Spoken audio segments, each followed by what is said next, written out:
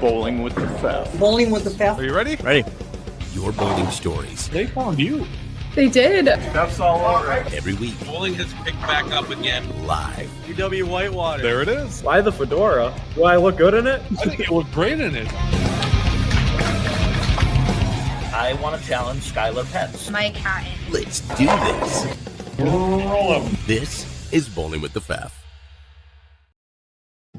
Well, hey, everybody. Good Wednesday evening and welcome to Wagner's Lanes in Eau Claire, Wisconsin, the site of episode 224. So glad you're along for the ride, whether it be on replay or live with us tonight.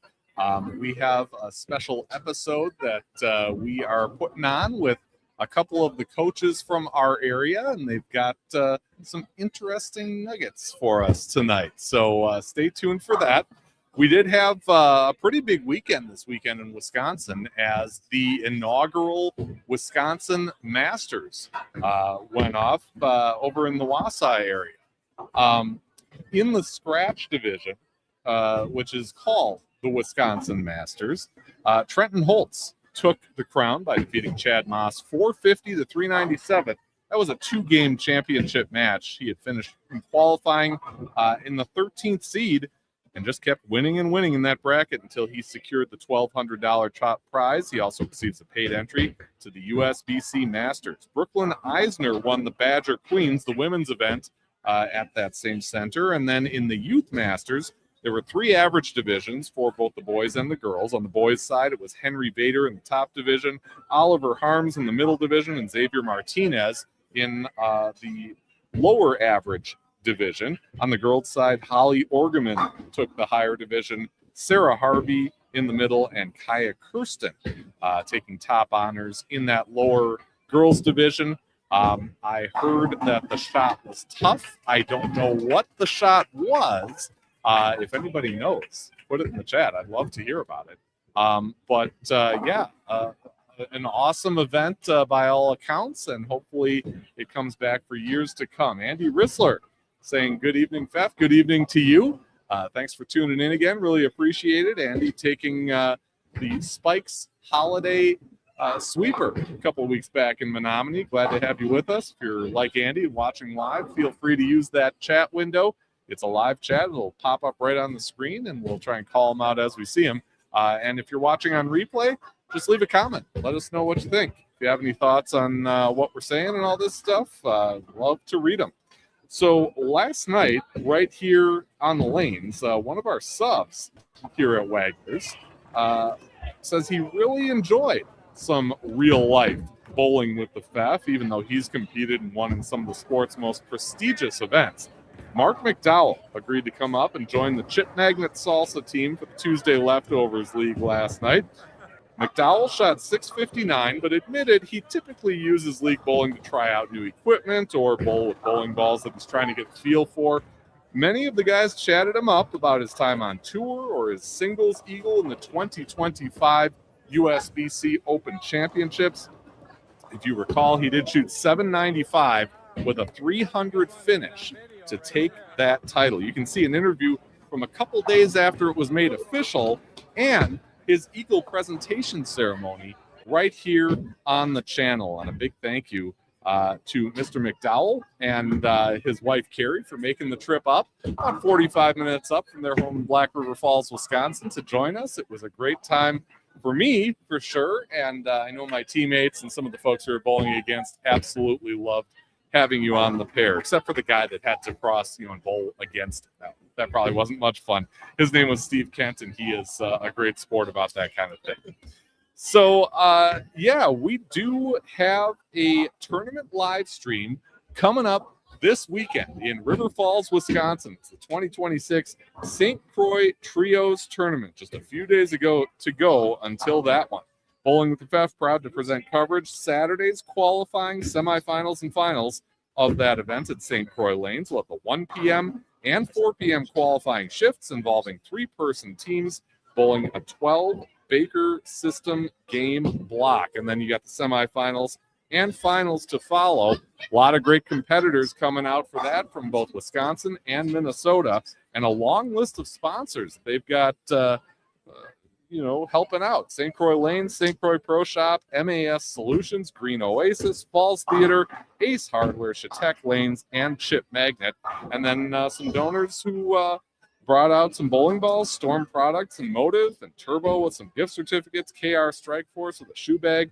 Lots of good stuff coming up this Saturday. So feel free to tune in. It's right here on the channel. We do have a merch store, etsy.com/shop/bowlingwiththefefco. Get your t-shirts and hoodies right there online. And as far as our channel sponsors, we always start with the guy who kind of makes his home right behind where I'm sitting. Jerry's Score More Bowling Supply, right here inside Wagner's Lane, 715-559-1822. If you need it and it has to do with bowling, Jerry's got it. Come see him for bowling balls, accessories, and high-level coaching. Visionary Video Hub, video with impact, plus live streaming, voiceover, and podcasting services. Find out more at visionaryvideohub.com.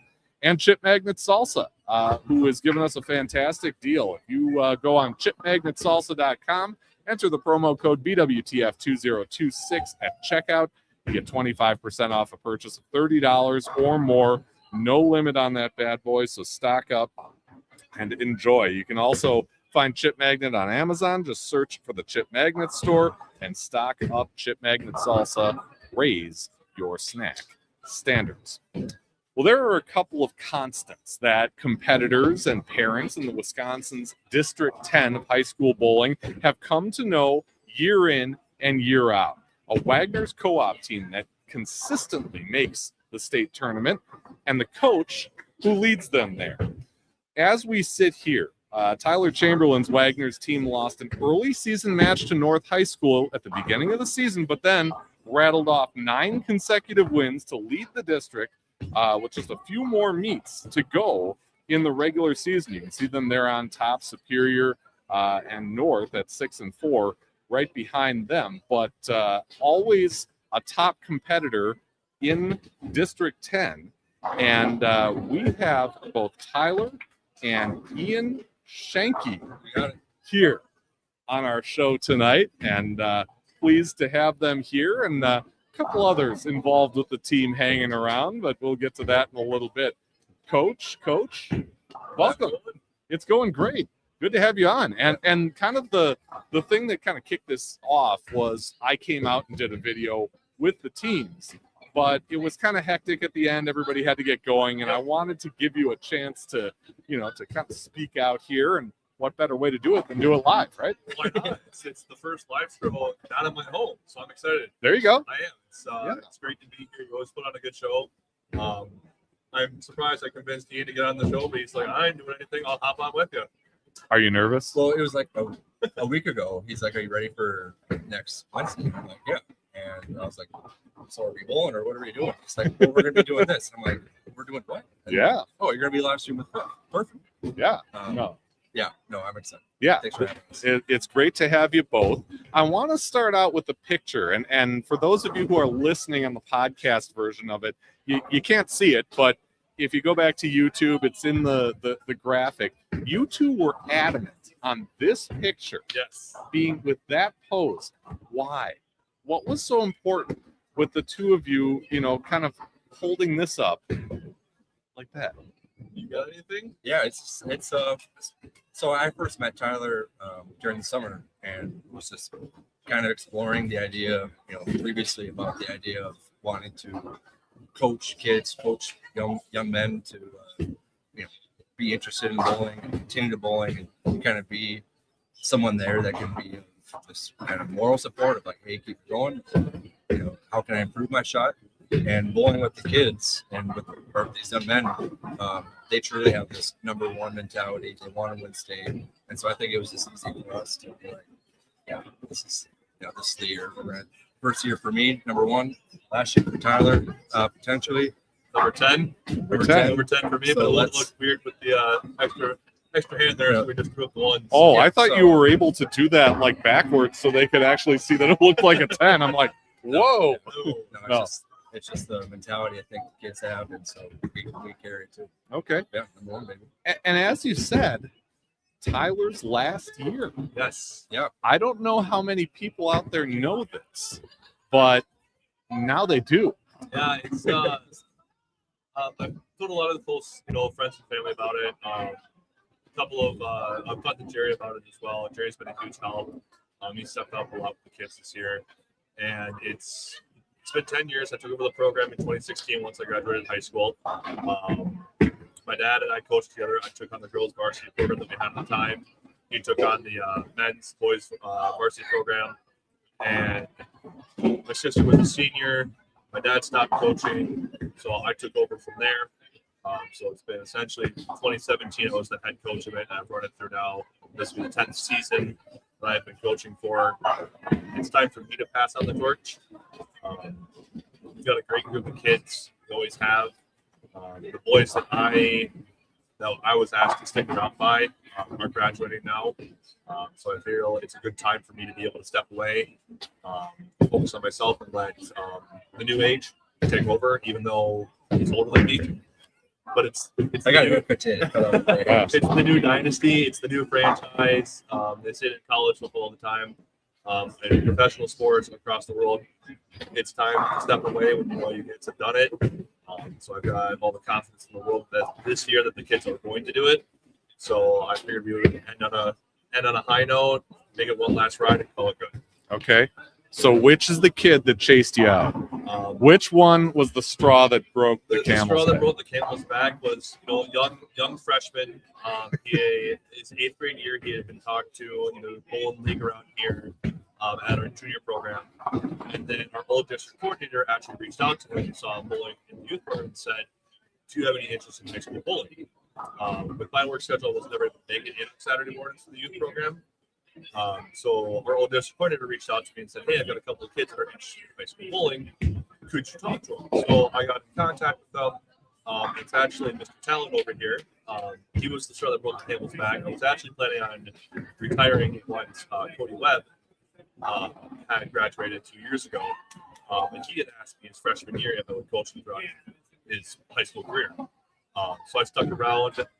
Talent brought on Carter Bullets and Connor Schmoody, other kids from Altoona as part of the program in their sophomore year, and I've been coaching them since. There are boys, my wife says it all the time, that they're gone, she's gone sort of situation. She has opened skipped a couple times. She doesn't know what she's going to do on Sundays without seeing them. So I figured, we can pass it along and move on from there. Okay. And these are volunteer positions. Let's say that first and foremost. This isn't something they're compensated for, but you do it for the right reasons. Yes. And even though you have a punk like Talon who's chasing you out of here, I'm assuming the memories are special to you. It's been a lot. I told him I will probably end up being emotional at state this year. Even in All Stars, it's the last competition that I get with him. We butted heads, but that's what good friends do. He's pushed me to do better. I pushed him to do better. My job is as a coach isn't make sure they're perfect or win every single weekend. My job is to help them get better and be the best men that they can be, and they've done a fantastic job in doing so. I've learned a lot from them. They've learned a lot from me. But yeah, no, it's all volunteer work. Our compensation comes in the enjoyment, the weekends, the camaraderie that we give the community that we have here, and I'm gonna miss it. Yeah. Nobody has the front row seat to this quite like you do, Ian. What's it like to see him in action, either at a practice, when they're at a meet, and what do you take from that as it sounds like you're kind of the next guy, right? Yeah. Going into next year, hoping that we can kind of round out like a good coaching staff, because I think Tyler comes with a lot of experience, a lot of time, just in natural being a regular bowler himself. He knows the moves he needs to make, and that's what is really hard to communicate to any bowler and be able to kind of translate what you're thinking in terms of body motion. You can communicate that to any personality and try to activate the best bowler that they can be on lanes. Tyler does a really good job with that. Something that I realized I got a lot to learn myself if I want to be able to coach at kids at a high level like Tyler can. And so, yeah, there's a lot of pressure in terms of that, but I also have just kind of enjoyed watching Tyler coach up his varsity boys. Allows me to kind of get comfortable with the JV boys. We call it select and Development and development and selected teams, because the kids are really that good where they truly aren't on two different levels. They're just in kind of two different groups. So working with kind of the development squad, I can kind of take some of the pointers that Tyler has with his relationship with some of his seniors.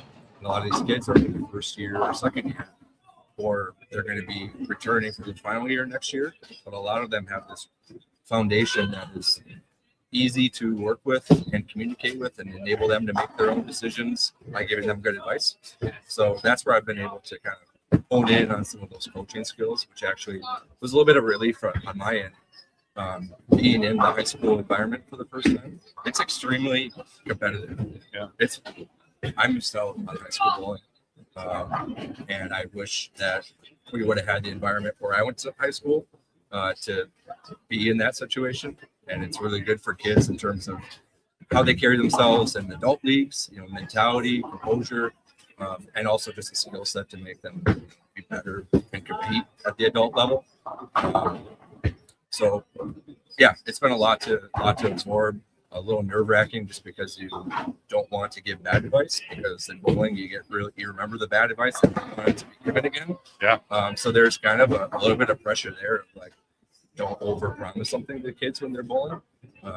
Try to work with them in a smaller capacity and allow them to adapt to all those pieces of advice or just suggestions or what you're seeing from what they're doing.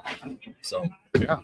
No, in the coaching world, I kind of thought I'd be first coaching kids for the first time at just like a Saturday morning youth league. But this opportunity came up. We can talk about that offline. Okay. Sorry, Emma. She's my girlfriend. Very, very encouraging. That's also a big thing too that I've seen. That it does take a community around you of people to kind of support yourself and the team. Parents, significant others, friends coming out to support.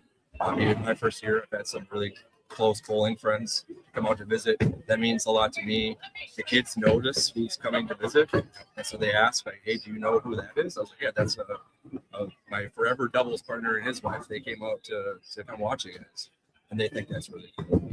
And so I think that's also a big part of the high school bowling community, is just like support from those that are an extension of the coaches, as well as just like the people around them. Yeah. It's really fun. In practice, we'll have guys that are league bowlers that are really passionate about the sport that come and want to give just a day's worth of coaching. We've had a couple of those moments, and the kids really remember their names and ask when they're coming back, and so like it really does take a lot. Yeah. So for myself and any new coach that comes on board to kind of join us, we got a lot to live up to when it comes to kind of being able to seamlessly transfer the power, if you will. Tyler's done an excellent job, and just seeing it firsthand for 1 year, you can tell it takes a lot of passion, commitment, and just dedication to helping these kids grow and be better bowlers and better men. Yeah. And women. And if we have some girls come on the team, that would be really awesome too, is to be able to develop a men's team, a women's team, or boys and girls team. So, for some reason, we're frozen here, so I'm hoping I can get that worked out somehow. Technical difficulties, they happen, right? Maybe. Hopefully. Maybe sometimes they happen. Take this as a little intermission, but we'll get we'll get back. No, we're live. Oh, we're still live. Yeah, We're still live. The camera just froze up. That's all. No, we're back on it now. Tyler, he got really deep on that. Yeah, and you're good. I want to know, is that a reflection of kind of what these kids are getting in Coach Schoenke? I think so. A lot of these junior kids on our development team do look up to them. he has constantly stated to me that he enjoys bowling with them, enjoys coaching them. They're a little bit quieter than our selected team. Carter pulls a lot of that weight. Our team is loud. We've always been loud. And I've had to openly reflect that to the younger guys. I'm like, hey, we're not a quiet team. We're a loud team, and it's going to get loud. Like, if you guys sit behind and watch, like, one match, you'll see how loud we get. Yeah. When we rally, we get loud. And I think it was at Bowling Folks Week 1. Max took that over. He got loud right away, and I was a little shocked. I said, I'm proud of you guys. You guys are doing that. You guys are doing what the rest of the team does, and that's a good sign. And his first year up in Superior, and the first thing you said to me after game 1, you said, that was a lot. You guys are really loud, and I was not prepared for that. Yeah, I almost got a complaint from the assistant coach. Oh, okay. Yes. No, that's an internal joke maybe. But, yeah, they're loud. Okay. But it's not loud to intimidate others, in a sense, I guess. But it's more so them passing on the energy to each other for them to go on their next shot to try to keep a good game. So a lot of it's just motivation, team-wise. Yeah. It's not because of any particular reason. It's just pure energy. Yeah. It's awesome. If, we've got clips of it from before. I know you got a clip from state 2 years ago. I was qualifying in 4th, and you could just feel how much energy came from those kids. We do our part, but it's really the kids that pull the weight. You know, we do 10% of the work, they do 90%. So everything revolves around those kids, and I think that the younger kids that are coming up with Ian next year understand that. I've seen a lot of development from. We've got an 8th grader this year. We've got a couple of incoming freshmen. We've got a couple sophomores and 2 juniors that have never bowled on a high school team or on a league-style team at the high team at home, and they have done an amazing job this season. Just melding with the team, understanding what their job is to do on the lanes while they're bowling and while they're not bowling. I'm shocked. I really am. There's talent there, and I've said it every single weekend that we compete against anybody. Anybody can beat anybody. You have to put your best foot forward, and talent is good, but practice beats talent. But talent doesn't practice. And there's a reason why these guys show up every single weekend, every single weekday in practice. And I see some of these kids right in here 4 days a week. Yeah. And I don't know if they'll be able to keep up with them next season if they're going to be here 4 or 5 days a week. That's for sure. Yeah. Yeah. So we've got some comments here. Max, I want you to elaborate on the terrible audio comment. I'm not sure if it's too soft. There's too much noise in the background. These guys don't speak. Am I not speaking up? Step up to the mic, he says. Oh, okay. Yeah, we're in a little space here, so it's kind of tough. So We'll do yeah, now we're a little bit closer. hopefully that helps. Sam wants to know, what are some of your favorite memories of being a high school bowling coach? Do you know now? Understand the Sam that is making this comment. Is it Sam Lofquist? No. It's not. No. I don't know. Is it my sister Sam? No. Then I don't know. No. It's it's Sam. Oh, it's Lucy. Sam Lucy. Yeah. Okay. There you go. So I do have 2 favorite memories. My favorite number 1 was being able to coach during a stepladder. The first time, that was with her son Trey. I coached him technically his 7th and 8th grade years, because he bowled with us on our JV development team at the time. Okay. When he got to high school, he bowled with North, and I ended up coaching 1 year with the North girls varsity team over there because they needed a coach. They were down coaches. We had expert the year. And Trey had qualified number 1 in the district that year and asked if I would go down to be his coach at state. So we've got a running joke. I'm coach therapist with Trey, because Trey and a lot of these kids have way more knowledge of the game than I will have for the next 10 years. That's for sure. And we went down to state during the first round of qualifying. Trey made the cut, made the top 25, except I made about 15 different trips to the paddock to get him different bowling balls. We did the advancers round. I did the exact same thing. I did about 15 to 16 different trips, grabbing the same ball multiple times for him, but in a different drilling. Grabbing everything from the lowest ball in the bag to the highest ball in the bag. And 90% of my job was just keep your head there. I'm your therapist here. You tell me what you want to do. I'm going to tell you, sure, go for it, man. You know better than I do. And that's how we're going to get through this. Made the stepladder as the number 5 seed.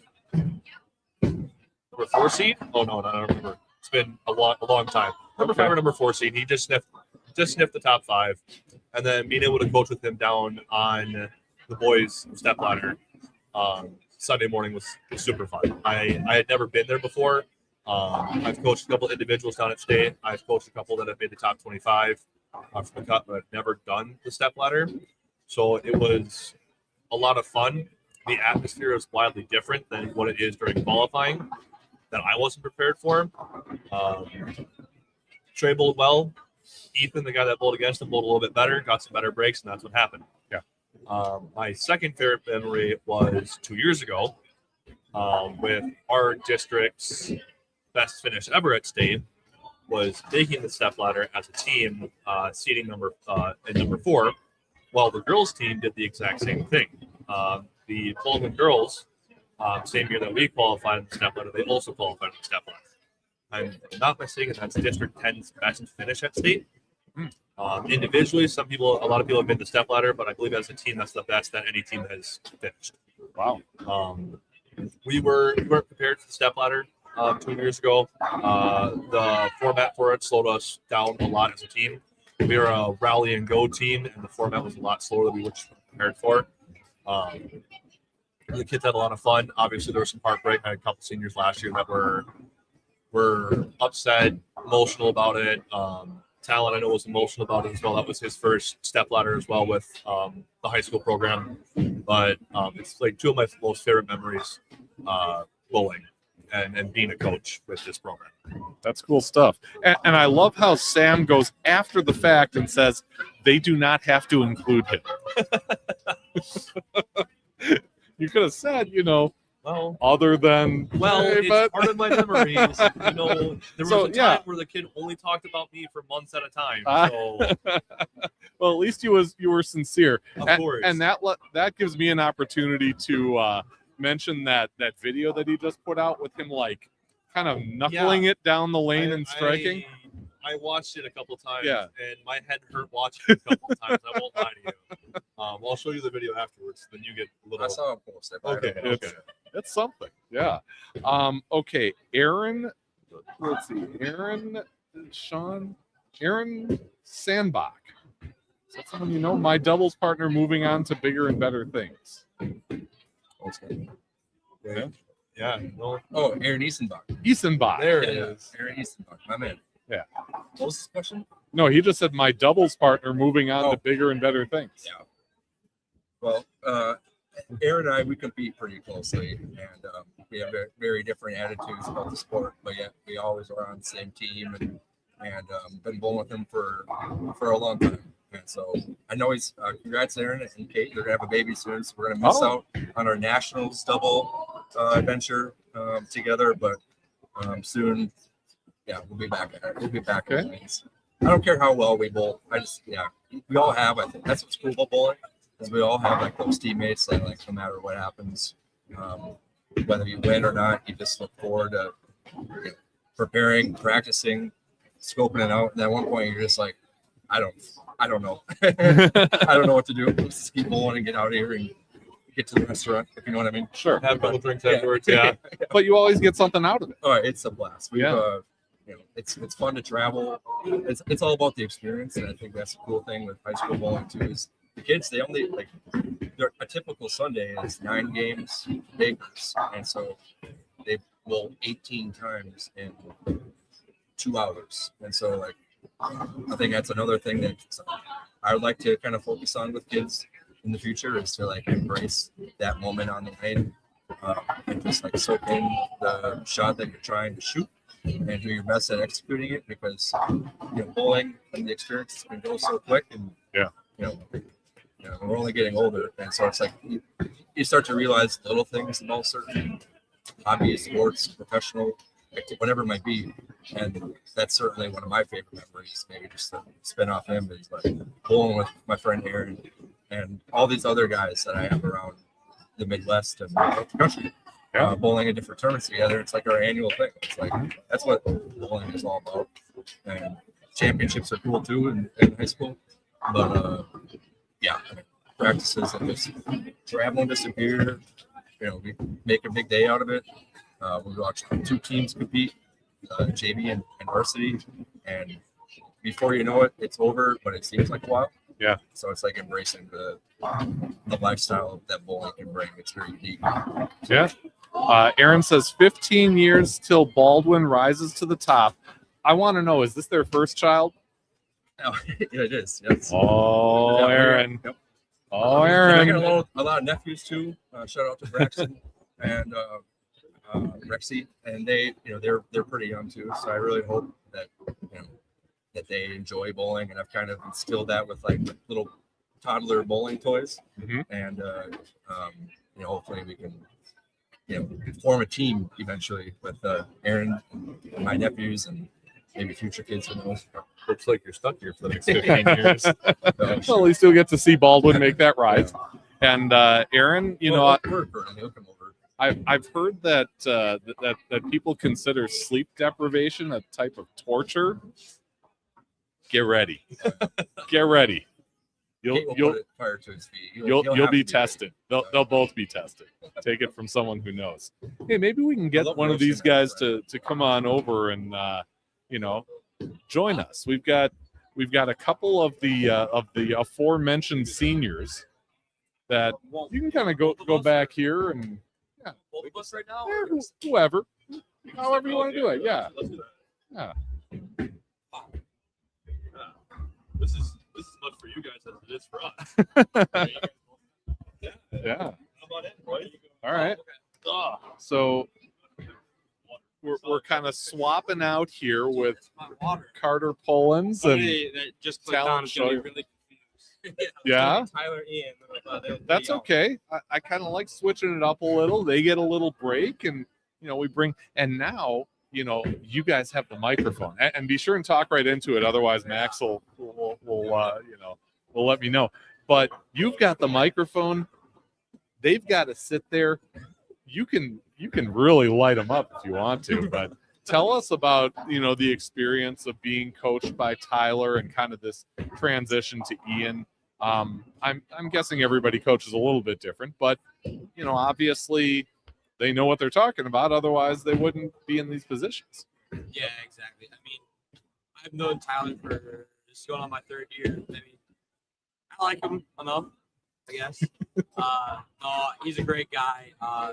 He fits in just with all of us perfectly fine. Acts just like a little kid sometimes. But yeah, no, we love him. He's helped me become a great bowler. Yeah, I mean, he's just a really good guy, I guess. Yeah. I mean, yeah, I met Tyler 4 years ago when I came into the program, and the evolution of how this whole system rolls, it's been a ride, We've been through ups and downs, but heads like he's mentioned, but he's a great coach. He's a big therapist, as he said earlier, and with Ian coming in this year, I mean, he fits right in with us. I mean, it was no hiccups. First practice, we're all having fun. We're all joining in, and I mean, yeah, he fits with the program. All one big thing. Does there need to be a little tough love in coaching? I've told the story many times on this show that my high school coach benched me for a time. I think it was my junior year.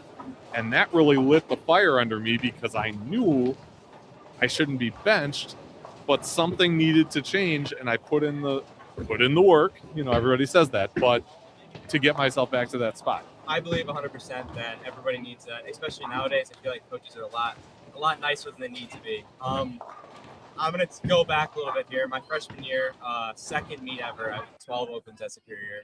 And yeah, I mean, we had a talk of what needed to be done, and he told me flat out how I needed to fix or what I needed to fix and everything. And the week after that, it was lights out. But I think Tough Love definitely does need to be integrated into coaching of all sorts. Yeah. Okay, I'm going to kind of put you on the spot here because Sam wants to know. She says, I would like to know what's next for these young men. That's gonna have to wait for After state. a later date. Okay. We're in the talks with Beth for something, Sam. Okay. I mean, you can always text me. I know you have your number. I know you're big time now in Two Rivers, but she'll have to text me. Maybe I'll give her some insight. Okay. Don't give her too much. We want her to watch, too. Yeah. All right. But we'll just say there's something. There's definitely something. There's something. Senior year will not be the last time you guys throw bowling balls down the line. This is just the beginning. Just Oh the yeah. beginning. Yeah. What has changed in him? You've been with him for multiple years. I don't get the sense that coaching a team with different players and all this stuff means it's just a cookie cutter thing. Everything works the same for everybody. It's different for everybody. Some of us need to be cut and others need to be, lifted up. 100%. Yeah, for all of us, we're just all really loud. I am. But we just all have so much fun. We're just, like I said, we're just one really big happy family. Honestly, we hang out all the time. Me, Talon, and Connor, us seniors, we're always together. Every Saturday night, we stay the night at my house for our meets. We're always together. Bowling, school, just other sporting events, we're always together. But yeah, we're just one really big happy family, which I think will do really good with Ian coming in and taking over, so he can see how not just we did, but how the younger guys also correlated with us, so he can also push them to the next level. Okay. Set on to that. Yeah. I've been here since basically the start, not for him, but for me and what this program has became. But we've had plenty of kids come in. We're probably around 20 different faces that are in and out of the program just like that. And I think it's kind of just, we start with the system, start with the base, and then figure out where everybody else is at, kind of mesh them together to fit what we need for the team. It's not a coincidence that we're at the top every single year. It's a system and A lot of adjusting on the fly, just right away. Okay. And, I'll mention that Sam did say, check your phone, LOL. So maybe there's something there that, that you need to see, offline. But, as coaches, as leaders, as bosses, whatever the case, we do what we think is best with the information that we have, knowing in our heart of hearts, it might be right, it might not be. Nobody knows it all. Least of all someone like me, someone like Tyler, and even Ian. I want you to tell me about a time or two when maybe Tyler told you something or did something maybe you disagreed with. You want me to start? You start, yeah. Okay. So going back to the system, I think I wish you could have seen the look on his face. Their He's faces like, are interesting. he's like, There's been plenty of times on Sundays 100%. where I think Tyler is putting me in the wrong ball, putting me in the wrong place, and I think that's where the button heads come in. But it's just insight. Like you said, you never really know unless you try something. So I think him just spitting out ideas better than the coach sitting back and watching me struggle. But there's definitely times where that's going to happen where you just don't know. Yeah. And you're not going to agree with them, and maybe something or feel something that the coach doesn't, but that's what a bowling coach is for. They tell you what they see from back there, and you tell them what you feel about it. Connor. Took the words out of my mouth. It's literally the exact same thing. He puts you in all the wrong balls too. Could be execution part of it a little bit, but can't always blame it on the coach. Yeah. Well, you've got the opportunity now. Right. Yeah, you can. This is good stuff. So, and I can't forget to mention that every time I bowl league, there's like these ginormous posters of these two and Mr. Schmoody, and every time I miss a spare, I look up there and it looks like a disapproving look, and it just sits with me. Yeah. So I don't know. Were those your idea? The posters? Oh no, It was theirs. Oh, actually our ideas. okay. So yeah. gotcha. Okay, they're definitely looking at me like, "What are you doing?" I think Yeah. Yeah, that what are you doing? You missed another 10 pin, but it was only the seniors, and you guys are the leaders of the team. What do you hope happens for Tyler as he goes through these last, regular season meets onto the postseason? The obvious answer is a state championship, but maybe in the micro sense, I mean, honestly, I think for me personally, I'm hoping for the same thing that us seniors are feeling right now. I mean, having as much fun as you can, going out with a bang, right? Like obviously, like you said, going to state title, but just really having fun, taking in the moment, just like how us seniors are going to be doing. Just having as much fun as we can. I mean, there's never been a time on the lanes where I really haven't had fun, or we haven't been joking around, or we haven't been messing around in some sort of like fashion. So I mean, it's definitely going to be sad for sure, but it's good to know that we're going out with a really good condition. Yeah. I would say it's a long time coming for him. At the end of the day, it's all just going to be memories one day. So just in and out every week, but just let's have fun. Let's bond together and let's go for the end goal. I mean, we've always had this goal. Me and Tyler talked freshman, sophomore, junior year. We've been so close, it's been at our fingertips, and I think that it's coming down to the wire. I mean, it's all or nothing. But if you sit here and you debate and you second guess shots and you're not having fun, what's the point of it all? I mean, we're here to be a family and just go out with the memories for sure. Yeah, the hard is what makes it great. Exactly. Yeah. What didn't I bring up about, what it's like to be a player on Coach Tyler's team, or what it's like in this culture that you have on this co-op team that has, 4 different high schools? I would just say consistency. I mean, I think that's what puts us out in front of everybody else, is that everybody's in here willing to work. I feel like there's a lot of other teams that might practice one day a week, they're just going down and throwing the ball. We come here with a purpose, and I mean, we do what we need to do to get better. It's a process, and it's a week by week. What are we going to do in here to do better than what we did last week? A lot of stuff. Yeah. To go off that, I mean, the entire team isn't afraid to make mistakes. That is another really big thing, is that even if we throw a bad ball, I mean, some of us just really don't care. I mean, like, there's always going to be another shot. There's always going to be the next shot. It's not like it's going to be your last shot. You can always have another one. So we're not really afraid of anything, honestly, which is why we're going for that state title right now. Not even snakes? I like snakes. I don't like snakes. Keep snakes away from me. I mean, Clowns? I don't mind. Snake clowns? That would be horrible. I would not like that. You ever see the Lego Batman movie? Yeah. It's a good one if you haven't seen it. It is good. All right. So I want to get you out of here. So let's kind of flip-flop back so we can give these guys their due and a chance to respond to some of those things that you said. I'm kind of looking. Okay, so they're fist bumping. So I was thirsty. Okay. It's because you're going to share with your old best bud right here. That's why. all right.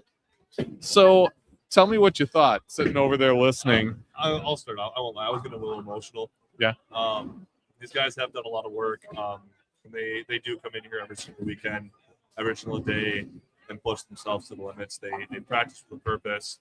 They work on their release drills, one steps, follow through drills, the whole ball of wax, and it's helped out a whole lot with some of the younger guys coming in. With the comment of like it's the last ride, it is. I mean, this has been a long time coming. I want these boys to go out with a bang. I want to go home and bring a state title back, not only for myself and for these kids, but for District 10 as a whole. We really showed our strengths as a team and as a district that we were able to compete and keep up with the big dogs. We've always been. Trey made a comment to me 2 years ago. He goes, "Well, you guys are a good team in your district, but you guys be able to keep up." And I think 2 years ago we proved that we are able to keep up. We are able to compete, in the tougher patterns with the better bowlers that are in the rest of the state. There's 12 districts it breaks down to be, I think, across the entire state of Wisconsin. 10 districts. Yeah, and 10 across the entire state of Wisconsin. And every district's got good bowlers. That's why they send the top boys in each district out the state, the top teams out. They bring the best that they can to represent their district, their schools, and their team. And when these guys come out there every single Sunday, I've been told by the coaches that their only job is to beat us. They don't care about the rest of the teams. They want to put us down a little bit, and we keep coming back on top. There's a reason, we keep taking District 10 titles and first place finishes consistently, and having, I've got 4 kids in the top 6 right now from this program, with I think 5 in the top 10 and 6 in the top 15. Like our kids can compete, and we prove that every single weekend by staying consistent, keeping easy nickels, and covering them up every single week. That's why we filling frames, because frames. this is Baker's system. This is all. It is, but we don't use a fill rate system. Right. We It's use the that BER. Baker efficiency rating. Yeah. Yep. Which, for people that don't know, it incorporates everything that you throw, whether it's a 6-count spare versus a 7-count spare. If you take that Baker efficiency rating, so say that you have a 72.73 efficiency rating, you take 0.7273 times 300, and that's your average. Did you know that? Robert, why did you make this so complicated? There's a whole I'm not formula a and math everything. guy. It's a lot of numbers and a lot of markings, but I read through the formula just to make sure I understood it. Yeah. And when we transferred over to that 2 years ago, we had a lot of parents and bowlers not happy about it because they didn't understand it, and I didn't understand it either. I saw the whole formula and everything because I get the emails from the district and from the state, and I was like, "What in the world is this? I don't like this. How is this any different than a fill rate?" Sure. But as it was explained and as we went through a whole season with it, I understood it more. You can have a guy that's got a 90% fill rate, but if he's only sparing the whole time, you got another guy that's got an 85% fill rate, but he's striking more often, he's going to have a higher average. And that's how that efficiency rating goes. They want to bring the best individuals down. That's possible. Yeah. And if you want to hear more about this, I did have an interview with Roger Dalkin, and we kind of got into that a little bit. But it is interesting, even though, I'm not really a math wizard and can't keep track, but I trust it's good for this, for this high school league because they've stuck with it. They tested it 3 years ago, then implemented it 2 years ago, and it's been running ever since. Yeah. Ian, give me the Cliff's Notes version of your story in bowling. I know you're from Bloomer. I don't really know much more than that. I know you bowl on our league. Yeah. You guys seem to be pretty tight. But take us through. Like I said, get high level. Well, I think when I first met you, I was living in Bloomer, bowling in Chautauqua Lanes, and then I'd sub down here every once in a while. But I'm actually from Baldwin. Oh, okay. Class of 09. Oops. That's okay. That's why The other brought big up city. Baldwin. Oh, okay. The other big city. Yeah. But so I did bowling, middle school, high school, youth leagues, and then went off to school in Milwaukee, bowled in some leagues down there. Also took bowling 101. That was an easy class. That was fun. At that was my gym class. Bowling 101. Yeah. At college or college? At Milwaukee, University of Milwaukee. They had UW Milwaukee. We had there was a bowling gym class. Yeah. Yeah. I taught that class for a couple semesters. What? Yeah. What year? It would be 99, 2000, I think. Yeah. So yeah, I was down there in 2009, 2010. Okay. And then I transferred, and then I went to the U of M, University of Minnesota. So that's what's cool about bowling is like the whole story of bowling is like so and so said that I should talk to you, and then we could be on the same team or something. So I met some guys via the Milwaukee guys and bowled with them. Joined like a club team, but I was in an architectural program. Okay. So like the time in school was little bit more important at that point. As it should be. And then so I did men's leagues throughout Minneapolis, St. Paul, Fargo, moved up there. So I just basically been kind of always a league bowler, and then bowl tournaments when I can.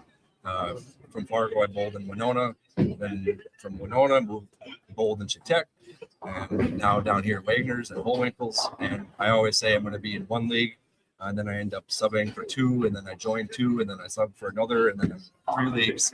And it's like, okay, I got to stop. You pull back, and you go back, and you're now I'm coaching bowling. It's like, that's just kind of the short story. And then just also, I have to give a shout out to my friends down in Georgia. That's been a really cool experience where I just decided to get on the sub team for the Nationals. When I was in Winona, I didn't know. That's what's really cool about bowling too, is like if you don't know, you can just like get on a sub board and join a team, and likely those guys become your friends for at least the time that you're on the team. And that's happened. That's happened many times. So now there's the crew down in Georgia. We get together for national tournaments every year. We've been trying to get some of these guys to come up to the tournaments up here, like the LBC tournament. They wanted to bowl, but anyways, I think that kind of summarizes my bowling experience. It's just kind of like showing up in the lanes and being like, I love to bowl. Who can I bowl with? Yeah. And then they're like, we also love to bowl. You're on the team. And then you just, kind of keep adapting. But it's been nice being in Eau Claire.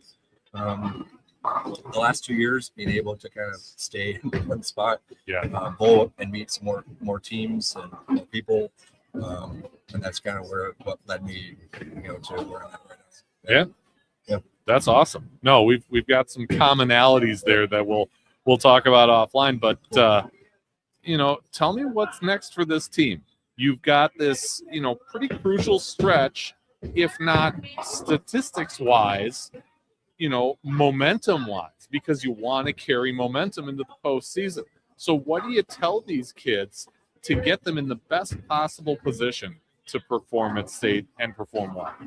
Well, especially right now, we have three tournaments left. Yep. And then state. So that's the beginning of March. Yep, the 6th, 7th, and 8th of March. We have a month and a half, and kind of like chat that some of the bowlers and I were having after practice. It's like a lot can happen between now and March, and it's all about seeing the competition that's in front of you and can you out practice them.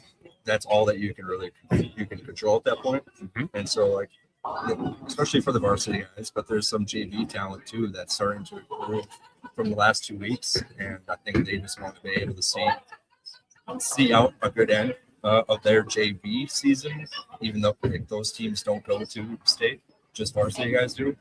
And so ultimately, what I've been saying to some of the guys that were close to making individual stats or make individual qualification, as well as just the team in general, is let's see who our competition is moving forward. Out practice them. That gives you the best chance to be able to put yourself in a better position. So, unfortunately, through that 1 week, I think some of those players, unfortunately, just maybe weren't able to make that next step to get closer to being individual qualifiers. But there's still the team aspect in varsity, which I think the kids actually have a lot more fun with, mainly because that's what we're doing all year. Mm-hmm. I'll practice the competition. Try just to be ahead in terms of your fundamental spare shooting. We did low man competition today. As far as just shooting at your 10s and 7 pins, those things I think make the difference, and that's the best that we can control. So that's kind of been my advice for the kids that are seeing an opportunity. All right, Tyler, take me to the start of the 26-27 season when Ian's taking these guys to the first meet of the District 10 season, and you're either there but on the concourse or not there. The 2026-2027 season, the upcoming season, after our state title, because that's what we're doing this year, right, boys? Yeah, we're doing a state title this year. That's right. Yep, manifest it. I may be watching from the couch, enjoying. I expect the best out of those kids. I do expect a lot out of them, and I've said it once today. There's a lot of talent out of those young kids. If they have the want and the drive to keep practicing this off season from like April to essentially October, where we can't coach them, we can't go to lanes to practice with them from those time frames. I wouldn't be shocked to hear that some of the kids want to shoot honor scores it off the rip or solidify themselves as the best team once again. I would expect to get a phone call from Ian and a text message because there's been plenty of times on the way back from Superior from matches. I'll be driving back. I got my Apple CarPlay on, and all of a sudden I get a phone call, and it's Ian calling for me because he's 15 minutes up the road. He goes, "Hey, I just thought of this with what happened today. Can we talk about it?" I'm like, "Yeah, sure, of course, man." I'm expecting to get that phone call right around 2:30 on November. I think it's the 9th this year. It's the first Sunday of November this year. I'll be expecting that phone call and be like, "Hey, so you want to talk about this?" I'm like, "Oh yeah, I'm all in for it, man." Yeah. So I am taking a step away. I'm no longer the head coach. My goal is to it's just cut and dry. I'm at home.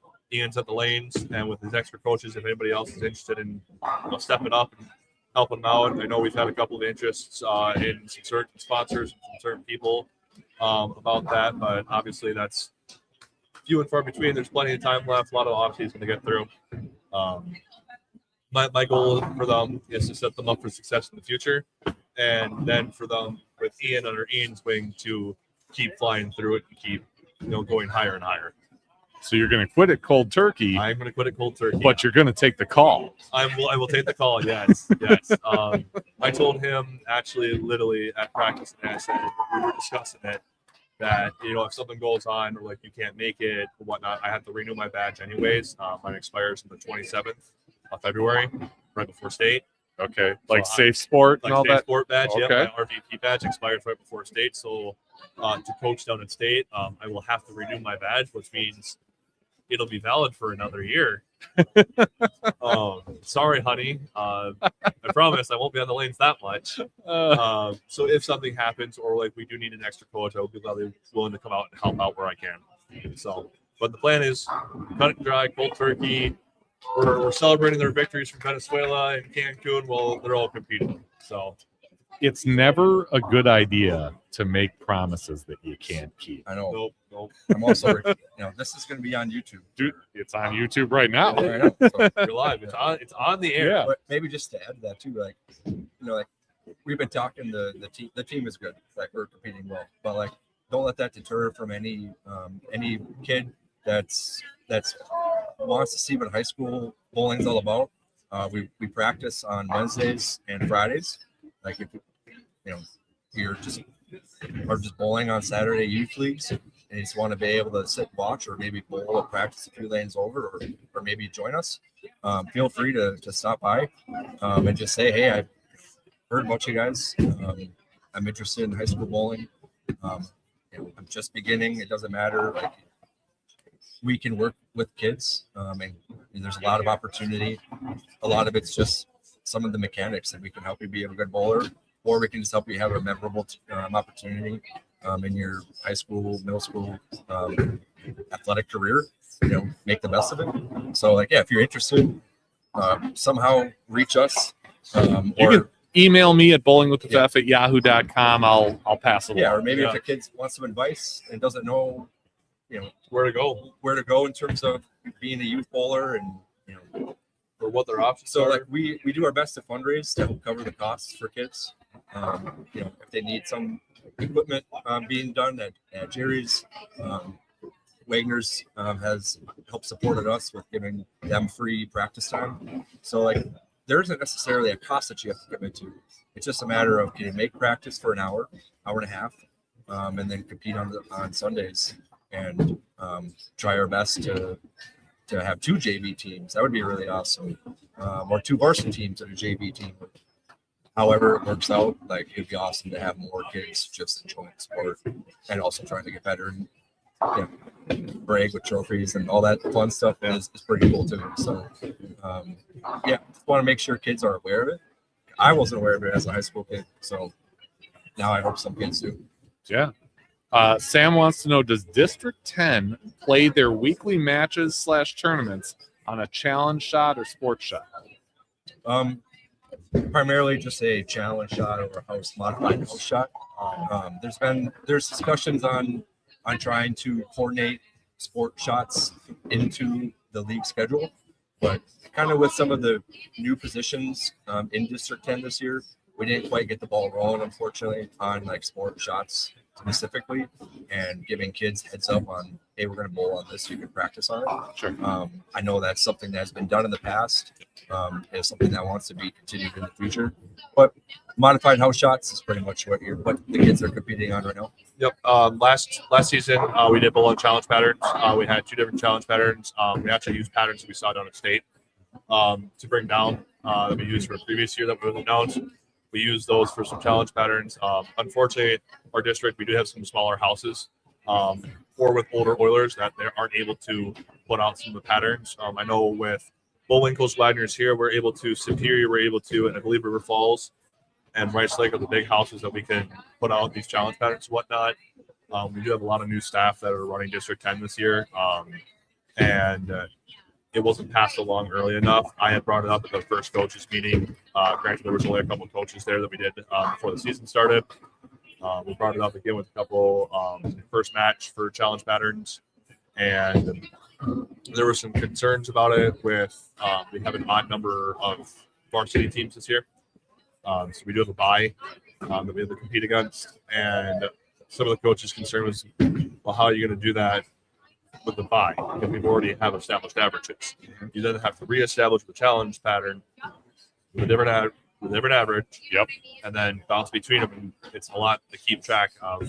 So this year we did opt out of challenge patterns. I believe the general consensus is to get back into challenge patterns, if not sport patterns, because we see that stuff down at state. You know, you don't get better bowling on challenge and sport shots if you don't compete on challenge and sport shots. Right.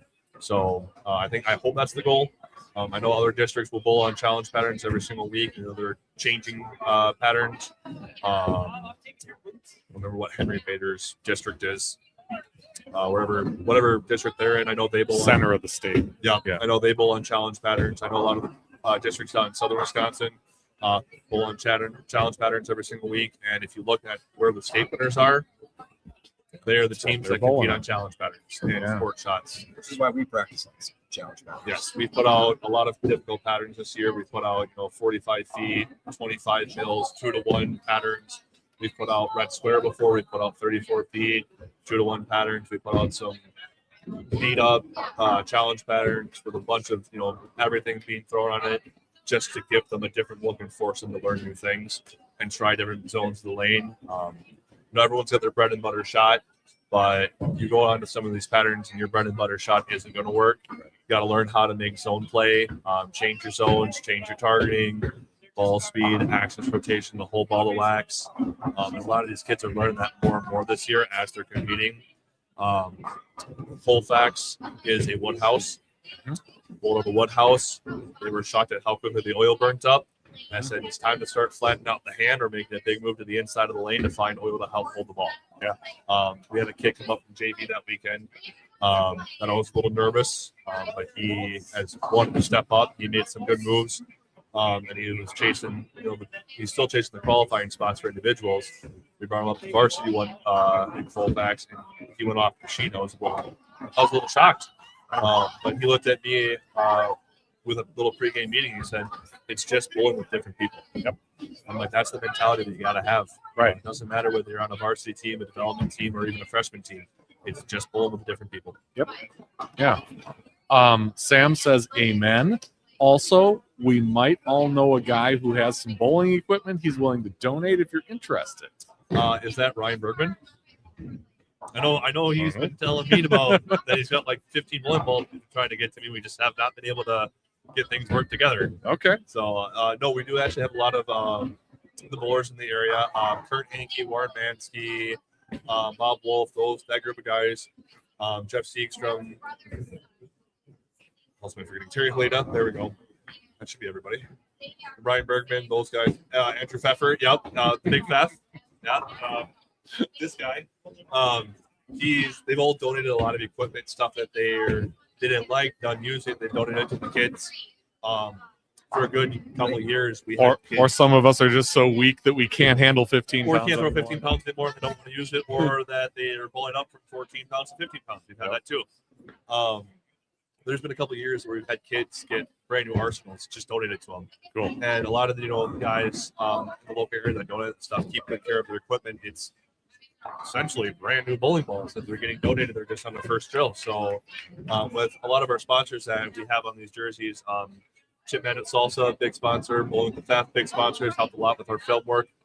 And a lot of the sponsors that we get, Milwaukee Burger Company, 10X Manufacturing, Packer Bar. I don't know where they're located. Carter knows. I don't. By mail. By mail. Yeah. They've all done a lot of sponsorships and whatnot, so it keeps our kids' costs reduced. The big fundraiser that we do is a bowling ball raffle, which will be starting next week. Monday fresh for 2 weeks. We'll do a bowling ball raffle to help make some extra funds up for state prep.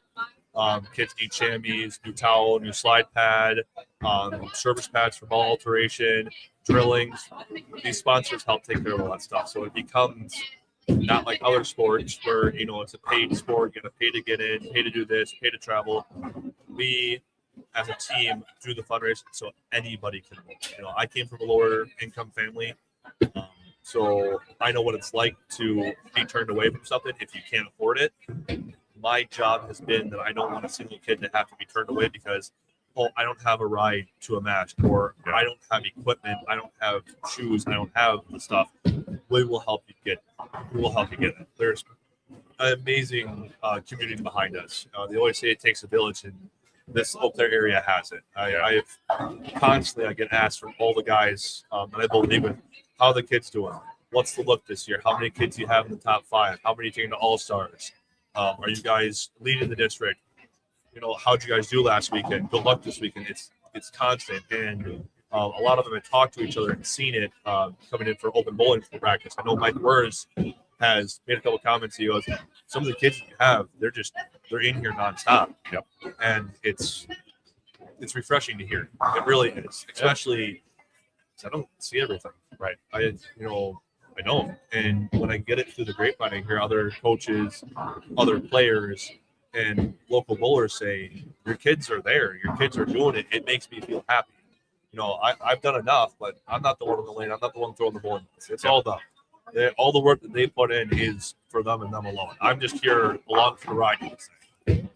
And when you hear those other people say it, it's sincere. It is. Yeah, it is. They wouldn't blow smoke. No.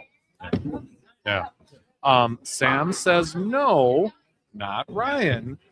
She says Trey has a bunch that he is happy to donate and pay it forward. Perfect. Well, how about that, huh? I will get a hold of you, Trey. That? I know the exact line to reach to you. And we'll would be happy to get a bunch of extra bowling balls that he doesn't use anymore out of the house, because I've seen the bowling ball room. It's bad. I was going to say it now. Do we have to kind of dig deeper and think, okay, does she just want to eliminate some of those bowling balls and hasn't consulted him yet? Or is it, hey, text Tyler and you're watching the live stream. Yeah. I'm getting rid of equipment. Here you go. Uh-huh. He's going to come back home and find the bowling ball room next to empty. He's like, wow, I was looking for this Axiom and this UFO alert. My 40th UFO alert. Where is it? Oh, it's going down the lane at Colfax. It's going down the lane at Colfax on a two-headed lefty. Yeah. Oh, no. No, but she also says, thank you for everything you do, for all of you both do for youth bowling in Western Wisconsin. And I'll echo that. I mean, really all of the high school coaches in this district, they're not, this is a volunteer thing. They're doing it out of the goodness of their heart. They're doing it to try and make this a lifelong sport for these kids. And hats off to all of them. Thank you. We appreciate it. Yeah. All right. So, Tyler, you know what happens at the end of these shows. I do. Right? Let's go off the sheet. Challenge a bowler to appear on a future episode. I would like to challenge Will Madison. I would say Diana Zavulova. The better Russo, Lauren Russo. We're looking for anyone who has a passion for the sport and a unique story to tell. I cannot remember who you challenged the first time you were on. So it's been 4 years. Oh my gosh. I think it was Mike Wers. Okay. I think. I could be wrong, but you'll have to go back and watch Hit That That's Lean. true. Episode like Get that lean. 44, somewhere in that range. It's very apparent. It's pink. It's very pink. You'll know it. Yep. I want to say I challenged Mike Wers. I believe he's already been challenged from last week. He's been challenged many times. Now, he did come on with Terry Halita when they won Senior State. But as I always say, that's part of the story. There's a lot more to the story, both before and after, that we could cover, Mike. I was actually referring to the gentleman that you had as a guest that popped up randomly during league last week. Oh. Yes, I believe. Was he challenged last week? Mark? No.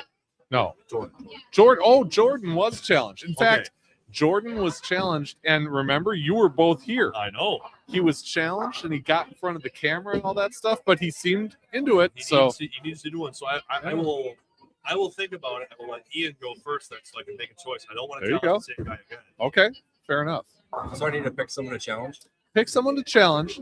This is someone who you kind of want to call out, someone who you think should be on a future episode of this thing. Yeah, not to compete. It can be for the show. Yeah, for the show. It can be the best bowler you know. It can be the worst bowler you know. It can be anywhere in between. I've interviewed Belmo, EJ, Kyle Troop. But no. He's a little tougher to get. He is. But I've also interviewed Jim Lucas. All the way down to the spectrum. Wait, so Jim Lucas is the bottom? Wow, that Chip Minute sponsorship's about to I'm go glad you caught that. upside down here real quick. But only I can say that. So I'm going to challenge Xander Gonstead. Oh, Xander Gonstead. Yes. Yeah. That's Tell my me challenge. about Xander. What why you're challenging him? I'm challenging Xander just because I think he's one of these kids that has a lot of potential talent, or proven talent, not even potential. And I think he has kind of an interesting perspective on bowling, and would be worth having a guest. Maybe a roll-off episode between him and his mom. Ooh, that'd be Him interesting. and Amy, like a roll-off episode, and then kind of talk about the Gonstead family bowling tradition and just their stories too, because I know Amy has a good story. Yep. And Xander's new to bowling. So. Yeah, Amy's been on a couple times, so and I know Xander's kind of into this content creation thing. So yeah, Xander, if you're out there, please consider. He needs to be pressed. He needs to be pressed a little bit. Pressure. Xander talks a lot, so I think it would just be good to see if he can put it on the mic. Okay, So, fair enough. So I've got mine. This is gonna be a twofer. Okay. 2 for 1. This man has caused me troubles for the last 3 years. He has given me crap every single year that I see him during a high school match, that I got to coach his kid better. I got to hit him upside the head, tell him to do different things. And then last year down at state, this guy goes, "Hey, I'm making a Taco Bell run. Do you want anything?" Okay. This is an inside joke. And he said, "Yeah, sure." So I gave him my order. He goes out to Taco Bell, comes back, passes out in the hotel room. I never saw my Taco Bell. So I'm going to challenge Chuck Pullins and Carter Pullins on a 2 for 1 episode of Father-Son Bowling. Okay. So it's been a long time coming. I have to get my get back of Papa Pullins. And Papa Pullins' dad. Well, he is a winner of the match games. Mouse.